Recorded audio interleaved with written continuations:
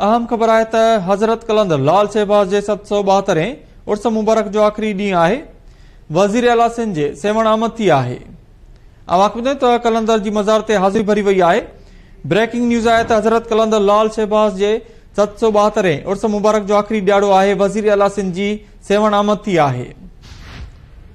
कलंदर जे मज़ार ते हाज़िरी भरी वई आहे। सिंध जे वॾे वज़ीर मुराद अली शाह मेले जे आख़िरी ॾींहुं सेवण पहुची कलंदर लाल शहबाज जी मज़ार ते हाज़िरी भरी आहे। वॾे वज़ीर मुराद अली शाह हज़रत कलंदर लाल शहबाज जी मज़ार ते चादर चाढ़े दुआ घुरी आहे।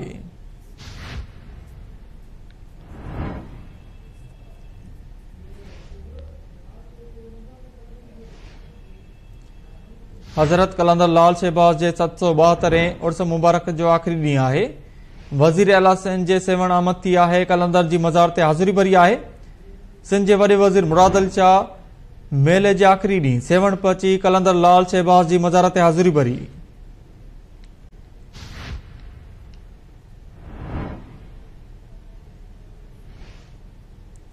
वॾे वज़ीर मुराद अली शाह हज़रत कलंदर लाल शहबाज जी मज़ार ते चादर चाढ़े दुआ घुरी आहे।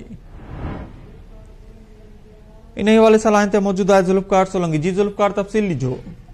जी बिल्कुल, सिंध के अजीम सूफ़ी बुजुर्ग हज़रत कलंदर लाल शहबाज के 772 उर्स मुबारक के आख़िरी ॾींहुं सिंध के वॾे वज़ीर सैयद मुराद अली शाह कलंदर की दरगाह ते पहुची मेले की आख़िरी ॾींहं वारी रस्म में शिरकत कई।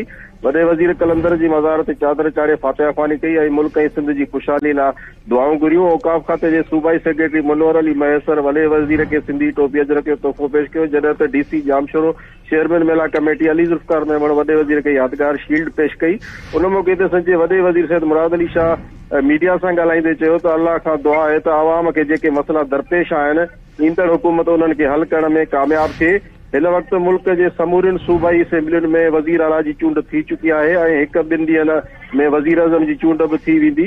वॾे वज़ीर चयो त मुस्लिम लीग नवाज़ ऐं पीपल्स पार्टी जी गॾियल ताक़त सां आसिफ अली ज़रदारी सदर चूंडजी वेंदो ऐं असांखे सदारत जी चूंड लाइ MQM जे वोटनि जी ज़रूरत न आहे, जॾहिं त आसिफ अली ज़रदारी जी कोशिशि आहे त समूरियुनि पार्टियुनि खे गॾु खणी हलिजे।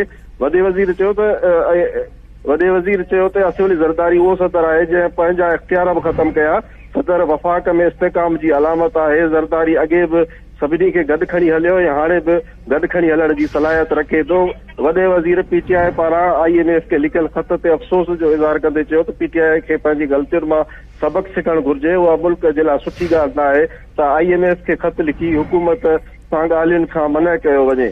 अल्लाह खे हिदायत ॾींदो। हुन किसले जवाब में चयो त चेयरमैन बिलावल भुट्टो कोशिशि कई आहे त समूरियुनि पार्टियुनि सां ॻाल्हियूं कयूं वञनि। हिन वक़्तु पीपल्स पार्टीअ जे सपोर्ट खां सवाइ का बि हुकूमत ठही सघे हा त मुल्क जे वसी मुफ़ाद में असां मुस्लिम लीग नवाज़ जो साथ ॾिनो आहे। सूबे में अमन अमान जी ख़राब सूरतहाल ते वॾे वज़ीर चयो त अमन अमान असांजी तरजीह में शामिल आहे। असां हर सूरत में सूबे में अमन अमान क़ाइमु कंदासीं। हुन चयो त बिलावल भुट्टो जी ख़ासि हिदायत ते हुकूमत जी तकमील खां पोइ ॿोॾि मुतासिरनि जी बहाली, शहरुनि खे साफ़ पाणी जी फराहमीअ लाइ जेको हर मुमकिन कोशिशि कई वेंदी। 1 खां 15 ग्रेड जी नौकरियुनि बाबति वॾे वज़ीर चयो त कोशिशि आहे त नौकरियुनि जे अमल खे जल्द जेको सो मुकमल करे मुस्तक़ीन खे जेको सो ऐं मेरिट ते जेको सो नौकरियूं ॾिनियूं वेंदियूं। उन मौक़े ते सूबाई असेंबली जे मेंबर सिकंदर शोरो, मलक असद खान, अॻूणो MNA सिकंदर रापोटो, सेक्रेटरी औकाफ़ मुनवर मैसर, कमिश्नर ऐं ॿियनि आला जेको अमलदार उहे बि वॾे वज़ीर सां गॾु हुया। जी, वॾी महिरबानी अपडेट करण लाइ ज़ुल्फ़कार सोलंकी।